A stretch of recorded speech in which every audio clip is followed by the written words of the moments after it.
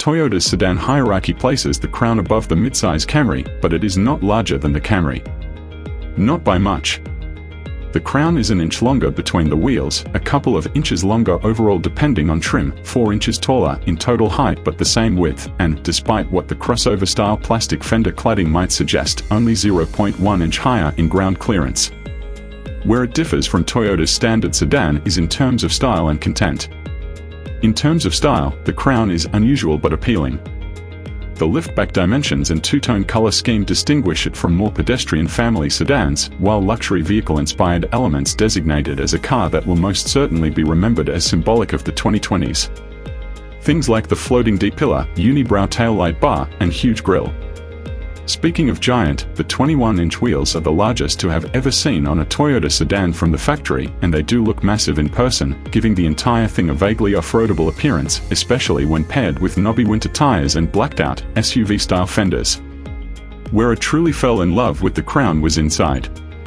I love the shapes that make up this space. Everything appears erect, deliberate, and dignified. Nothing is too jagged or blocky in the sake of 8-bit throwback, and nothing is overly swoopy just for the sake of it.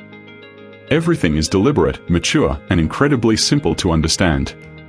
This platinum trim, on the other hand, adds a bit of flair with its bronze trim and seat piping. Innate versus ornate luxury. Ease of usage became a motif with this vehicle. Everything you would like to be a button is a button.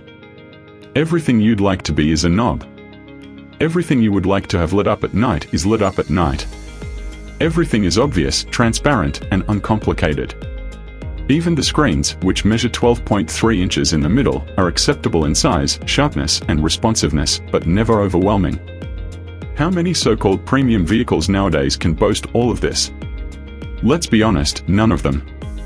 I can't recall the last time I got into a new vehicle from a luxury manufacturer and didn't come across at least one user interface component that would have been easier to use if it was less fancy, read, photographed worse in a brochure.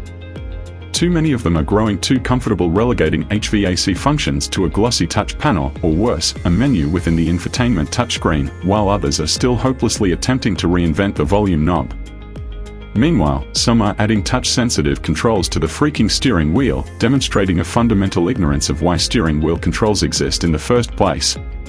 To take a phrase from the kids that I would never use, all of these things make me sick. If you define luxury as lack of it, the 2024 Toyota Crown is the best luxury car in the world.